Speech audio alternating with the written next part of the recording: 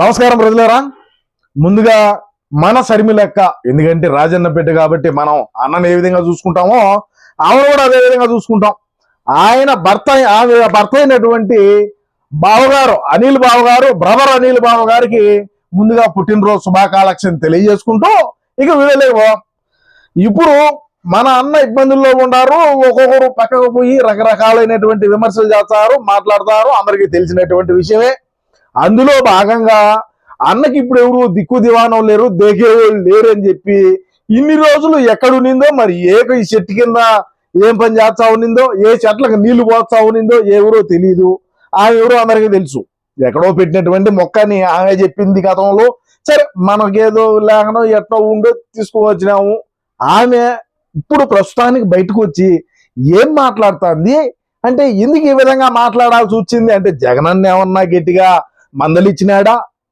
సరే, లేదంటే ఏమన్నా మన బావగారు చిలకలూరుపేట నియోజకవర్గంలో చేసినటువంటి భూ అక్రమాలు, భూదందాలు, ప్రభుత్వానికి సంబంధించి భూములు ఏవైతే ఉన్నాయో వాటిని ఏ విధంగా కబ్జాలు చేశారో, చిలకలూరుపేటలో ఏ విధంగా అవినీతి అక్రమాలకు పాల్పడింది అక్కాయ అనేది బయటపడుతుందని ఏమన్నా బయటకు వచ్చింది ఎట్నో తెలియదు.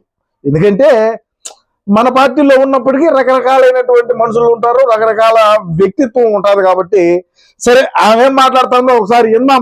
మళ్ళీ మనం ఒక చిన్న వీడియో విశ్లేషణ చేద్దాం. ఎందుకంటే అన్నకు కానీ పార్టీకి కానీ ఎక్కడ డ్యామేజ్ జరిగితే అక్కడ శివరాజు ఏమంటాడు.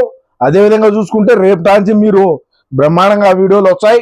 అదేవిధంగా వైబీ సుబ్బారెడ్డి గారు, విజయసాయి రెడ్డి గారు, అదేవిధంగా రకరకాలైనటువంటి పెద్దలు అందరూ కూడా పార్టీని వీడేటువంటి యోచనలో ఉన్నారనే దాని మీద కూడా రేపటి నుంచి మన వీడియో యొక్క విశ్లేషణలు అయితే బ్రహ్మాండంగా జరుగుతాయి. ఈ సందర్భంగా తెలియజేసుకుంటూ ఇక అక్క ఏం మాట్లాడిందో విన్నా ఒకసారి, ఆ తర్వాత మన వీడియో లేకపోయేటువంటి ప్రయత్నం చేద్దాం.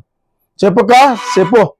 మీరు మా జోలికి వస్తే మమ్మల్ని తప్పుడు కేసుల్లో ఇరికిచ్చి నానా ఇబ్బందులకు మమ్మల్ని గురి చేస్తే I'm telling you not this. English మాట్లాడుతుంది, సరే తర్వాత మాట్లాడదాం. మీరు తప్పుడు కేసులు పెడితే అనింది. మనం 5 సంవత్సరాల పాటు అన్న ముఖ్యమంత్రిగా ఉన్నప్పుడు ఎంతమంది మీద, తెలుగుదేశం పార్టీ వాళ్ళ మీద, జన సైనికుల మీద సోషల్ మీడియాలో ఒక కేసు పెడితే ఇదే చిలకలూరుపేట రజనకాయ నెల్లూరుకి పంపించి అరెస్ట్ చేసింది. నాకు తెలిసినటువంటి వ్యక్తుల్నే. వాళ్ళు ఇళ్లలో నిద్రపోతా ఉంటే వాళ్ళని తీసుకొని పోయినారయ్యా. చిలకలూరుపేట నెల్లూరు వేడ ఆ టైంలో పోలీసు వాళ్ళు పంపించాల్సిన అవసరం ఏమి? తెల్లారదా? మనం కాదు అక్రమంగా కేసులు కట్టింది. మనం ఎంతమంది మీద పీడీ యాక్ట్లు పెట్టినాం, ఎంతమంది మీద ఎస్సీ ఎస్టీ అట్రాసిటీ కేసులు పెట్టినాం, ఎంతమంది దళితులు చావు కారణమైనావు చెప్పు. నువ్వు తెలుగుదేశం పార్టీకి సంబంధించినటువంటి వ్యక్తి, ఆయన పేరు ఏదో పేరు, మాచర్ల నియోజకవర్గం తోటా చంద్రయ్య అనుకుంటా. ఎందుకంటే మాకు తెలియదు. మా పార్టీలో ఉండే వాళ్ళు అయితే, మా పార్టీలో చేసిన లంగాపనలు అయితే మాకు తెలుస్తాయి. పక్క పార్టీ వాళ్ళకు చేసింది మాకేం తెలుసు? సరే, ఎవరినో జై తెలుగుదేశమో, ఆయన జై తెలుగుదేశం అని చెప్పి తిరిగేటువంటి వాడిని జై జగన్ అను, జై వైసీపీ అను అనుకుంటే గొంతులు కోస్తామని కోశారు. మనం అధికారంలో ఉన్నప్పుడు ఎంతమంది దళితులు ప్రాణాలు తీసినాం రజనక్క, దానికి చెప్పు. అవి చెప్పవు. ఎంతసేపటికి అన్నం వెనకేసుకురావాలంటావు. కానీ మనం చేసిన ఉన్నాయి కదా, మనం చేసేట అవినీతి ఉన్నది కదా, మరి వాటి గురించి చెప్పేదానికి మనసు రాదే మనక. ఏందో ఇంగ్లీష్లో మాట్లాడుతుంది ప్రజలారా. మా పార్టీలో ఉండే వాళ్ళందరూ అంగుట్టి కాలము అన్న కదా. ఇట్స్ వెరీ లెంతీ క్వశ్చన్ అంటాడు ఈ వీడియో చూసినా కదా. ఎందుకంటే అన్న ఫస్ట్ క్లాస్ స్టూడెంట్ అయినప్పటికీ ఒక మాటతో అన్న వీడియోని ముగిచ్చేస్తాడు, ఒక మాటతో ఏ ప్రెస్ మీట్ అయినా ఇంగ్లీష్లో ముగిస్తాడు. ఇట్స్ వెరీ లెంతీ క్వశ్చన్ అంటే కథ మాటకైపోయి. సరే, ఇప్పుడు రజనక్క ఇంగ్లీష్లో ఏం మాట్లాడతామో విందాం. అది కూడా చెప్పుక. మమ్మల్ని గురి చేస్తే I'm telling you not this. For every action, there is an equal and opposite reaction. You third law. గుర్తుపెట్టుకోండి. For every action of yours, there is going to be an equal and opposite reaction from us when day comes, when time comes. మాకంటూ ఒక రోజు వస్తుంది. ఇది అన్నింటి ఎవరన్నా అర్థమయ్యే పని. 4-5 మాత్రలు వేసుకోవాలగా. వీళ్ళందరికి పోయించాడు మొన్నే. ఏం మాట్లాడే మాటలు ఇంటే జగనన్న ఎన్ని మాత్రలు వేసుకోవాలో కామెంట్లో తెలియజేయండి మీరు ఖచ్చితంగా.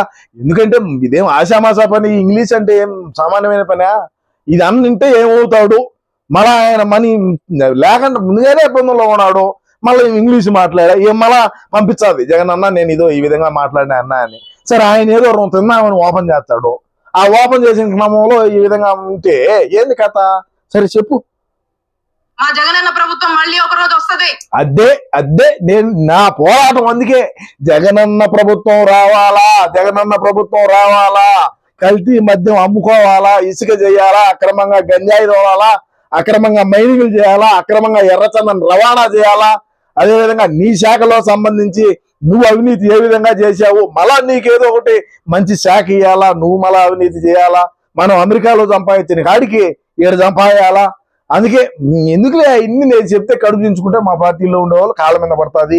నేను ఒకటి తెలియజేస్తాను మా పార్టీలో ఉండే వాళ్ళకి అందరికి కూడా, మనం అధికారంలో ఉన్నప్పుడు 2019 నుంచి మొన్న 2024 ఎన్నికలు దిగిపోయే నాటికి మనం చేసినటువంటి అభివృద్ధి ఏది, మనం తెచ్చిన కంపెనీలు ఏవి, మనం అమరావతిని ఎంతవరకు కట్టాము, పోలవరానికి సంబంధించి మనం ఏ విధంగా పనులు చేసినాము, మనం రాష్ట్రంలో విద్యారంగాన్ని, అదే విధంగా వైద్య రంగాన్ని, నువ్వు పనిచేసావు కదా, వైద్య రంగమే కదా, మరి నువ్వు చేసినటువంటి పని.